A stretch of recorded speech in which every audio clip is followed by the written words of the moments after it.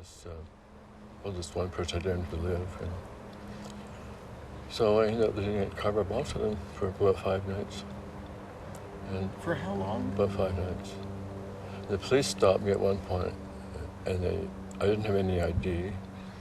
They tried to identify me with fingerprints. They couldn't identify me with fingerprints. So they put me in the Salvation Army, and then they put my picture in the newspaper.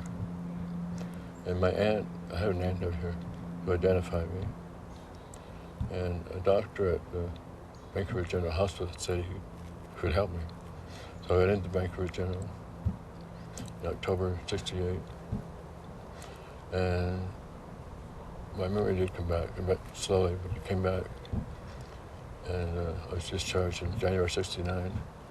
And I went back to the viaduct where I was sleeping with that guy. He wasn't there. I really wanted to thank him because I really think he saved my life.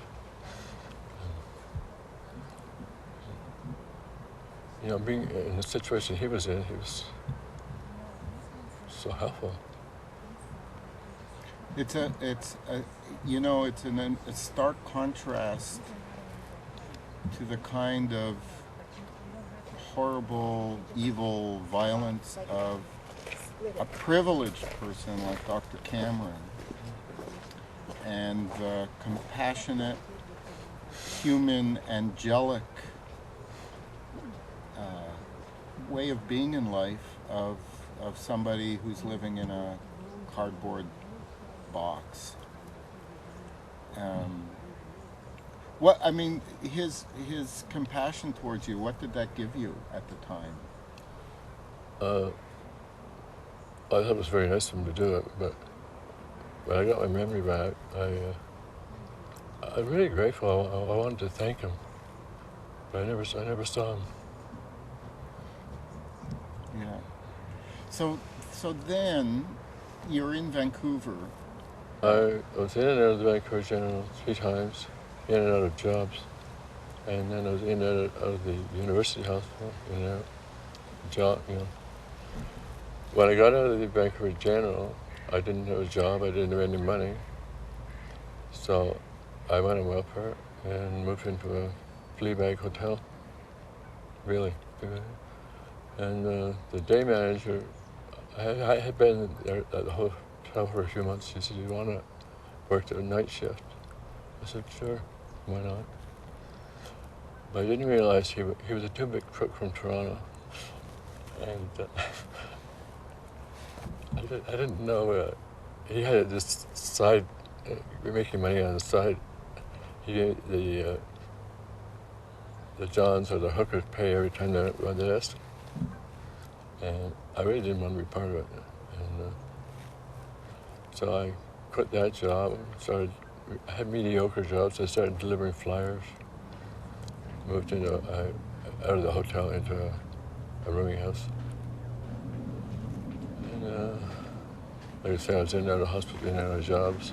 But the CNCP job was probably the longest one I ever had. It sounds to me like just your natural way of being was just to be a normal, everyday guy who wanted to work and lead a life. And this episode in your life was just a constant obstacle. How did you feel at that time, trying to keep a job? How did that work with you? I was going through the depression, anxiety. Usually depression and anxiety go together. And didn't feel like wanting to work or being in and out of hospitals was too interruptive. And but like I said, I did settle down into a job finally at CNCP, and about 4 years later I found out, which really shocked the hell out of me. Really, I just Had you forgotten? Yeah. I think I just, this was in the late 50s, and Vancouver was in the 68. Yeah, I pretty well, I wasn't thinking about it, put it that way.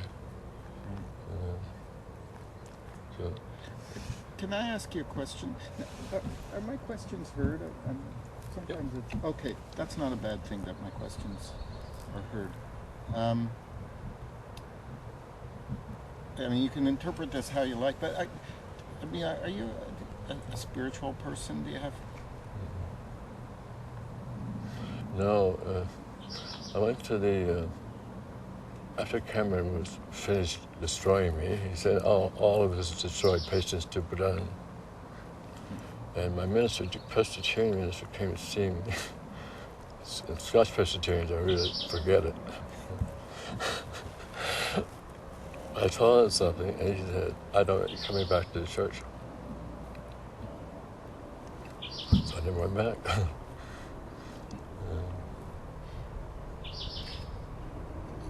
He sent all of his youth patients down to Cameron Bhutan? did, yeah. Are you in touch with any other people who experienced what you Well, experienced? yeah, when the lawsuit against the CIA was going on. Oh, no, excuse me, the lawsuit against the Canadian government was going on. It was just me and Linda McDonald. She lost, the first 25 years were totally lost. She had to be toilet trained, the whole thing, like she was a baby, all the way up. And she and I both stood the Canadian government. And our lawyer was Tom Berger. He had been a Supreme Court judge in Vancouver. And it wasn't really a trial. He negotiated a settlement, not just for Linda and me, but for anybody that could show that they were there. And the Canadian government settled with about 100 people, I think.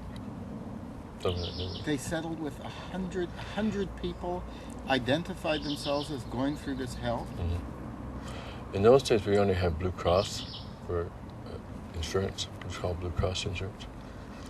And so Tom Berger arranged that the Blue Cross would be the arbitrators, because they got screwed too, you know.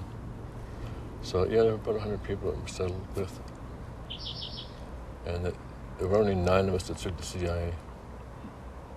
And we had the best lawyers you could possibly want, and one of Mr. Rao.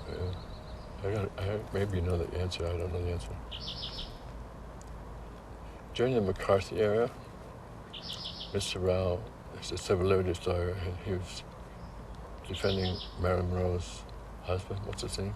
Marilyn Monroe's husband? Arthur Miller? Oh, yeah. He was defending Arthur Miller during the McCarthy era.